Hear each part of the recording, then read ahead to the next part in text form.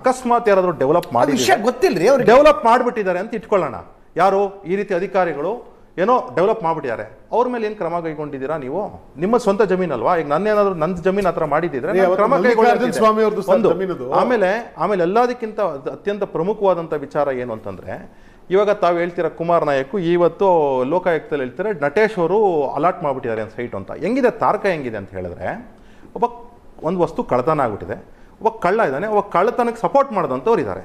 ಏನಾಗಿದೆ, ಕಳ್ಳತನ ಆಗಿದೆ ನಿಜ, ಆಮೇಲೆ ಕಳ್ಳತನಕ್ಕೆ ಸಪೋರ್ಟ್ ಮಾಡೋದೊಂದು ತಪ್ಪು, ಆದರೆ ಕಳ್ಳಂದು ಮಾತ್ರ ತಪ್ಪಿಲ್ಲ ಅನ್ನೋ ಥರ ಇವತ್ತು ಲೋಕಾಯುಕ್ತರು ಆದೇಶ ಕೊಟ್ಟಿದ್ದಾರೆ. ಅಂದರೆ ಅವರ ಆರ್ಡ್ರಲ್ಲಿ ಬರೆದಿದ್ದಾರೆ.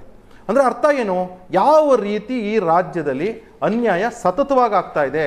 ನಾವು ವಾಲ್ಮೀಕಿನಲ್ಲಿ ಈಗಾಗಲೇ ಹೇಳಿದ್ರು, ಅಧಿಕಾರಿಗಳು ತಪ್ಪು, ವಕ್ಫಲ್ಲಿ ಅಧಿಕಾರಿಗಳು ತಪ್ಪು, ಲಿಕ್ಕರ್ ಸ್ಕ್ಯಾಮ್ ಆಯಿತು, ಅಧಿಕಾರಿಗಳು ತಪ್ಪು, CL2 ಇಂದ CL2 ಬಂಗಾರಪ್ಪನವ್ರ ಆದೇಶನ ಹಾಗೆ ಆದ್ಲು ಬದಲು ಮಾಡಿದಂಥದ್ದು, ಹೆಲ್ತ್ ಡಿಪಾರ್ಟ್ಮೆಂಟ್ ಅಧಿಕಾರಿಗಳು ತಪ್ಪು, ಎಜುಕೇಷನ್ ಡಿಪಾರ್ಟ್ಮೆಂಟಲ್ಲಿ ಅಧಿಕಾರಿಗಳು ತಪ್ಪು. ಯಾವುದೇ ಡಿಪಾರ್ಟ್ಮೆಂಟ್ ಏನೇ ಸ್ಕ್ಯಾಮ್ ಆಗಲಿ, ನೀವು ಈಗಾಗಲೇ ಈ ರಾಜ್ಯದಲ್ಲಿ ಫಾರೆಸ್ಟ್ ಲ್ಯಾಂಡ್ ಎನ್ಕ್ರೋಚ್ಮೆಂಟು ರಮೇಶ್ ಕುಮಾರ್ ಅವರು ಮಾಡಿದ್ದಾರೆ, ಆ ಹತ್ಲ ಕಡೆ ಈಶ್ವರ್ ಖಂಡ್ರೆ ಮಾಡಿದ್ದಾರೆ, ಅಲ್ಲೂ ಸಹ ಯಾರು ತಪ್ಪು, ಅಧಿಕಾರಿಗಳು ತಪ್ಪು, ನೀವು ನೋಡ್ಕೊಂಡಿಲ್ಲ. ಅರ್ಥ ಏನು, ಯಾವ ರೀತಿ ನಡೀತಾ ಇದೆ ಅಂದರೆ, ಅಧಿಕಾರಿಗಳು ಆತ್ಮಹತ್ಯೆ ಮಾಡ್ಕೊಂತಿರೋ ಒಂದು ಕಡೆ, 10 ಜನ ಆತ್ಮಹತ್ಯೆ ಈಗಾಗಲೇ ಮಾಡ್ಕೊಂಡ್ಬಿಟ್ಟಿದ್ದಾರೆ ರಾಜ್ಯದಲ್ಲಿ. ಆದ್ರೆ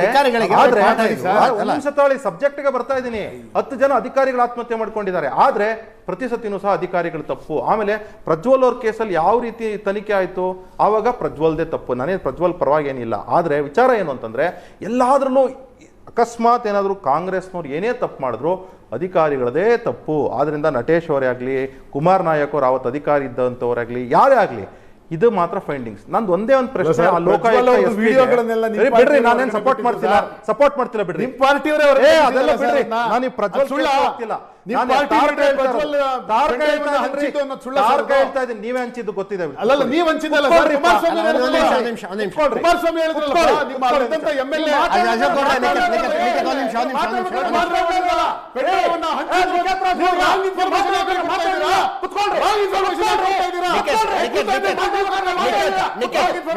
ವಿಷಯ ಎಲ್ಲಿಂದ ಎಲ್ಲಿಗೆ ಹೋಗೋದು ಬೇಡ. ವಿಷಯ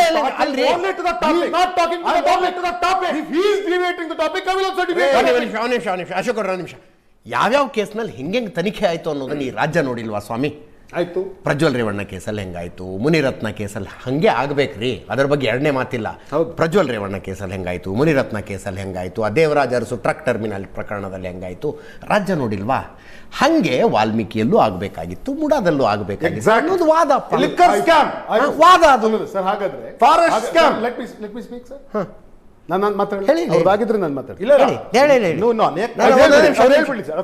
ಅಲ್ರಿ, ನಾ ಇಷ್ಟೇ ಇರೋದು, ಎಲ್ಲಾ ಪ್ರಕರಣದಲ್ಲಿ ಒಂದೇ ರೀತಿಯ ಎಲ್ಲ ಪ್ರಕರಣದ ಬಗ್ಗೆ ನಾನು ಮಾತಾಡ್ತೀನಿ ಸರ್.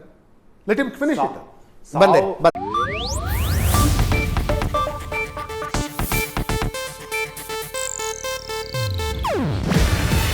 ಇದು ಏಷ್ಯಾನೆಟ್ ನ್ಯೂಸ್ ನೆಟ್ವರ್ಕ್ ಪ್ರಸ್ತುತಿ. ನೀವು ನೋಡ್ತಿದ್ದೀರಾ ಏಷ್ಯಾನೆಟ್ ಸುವರ್ಣ ನ್ಯೂಸ್.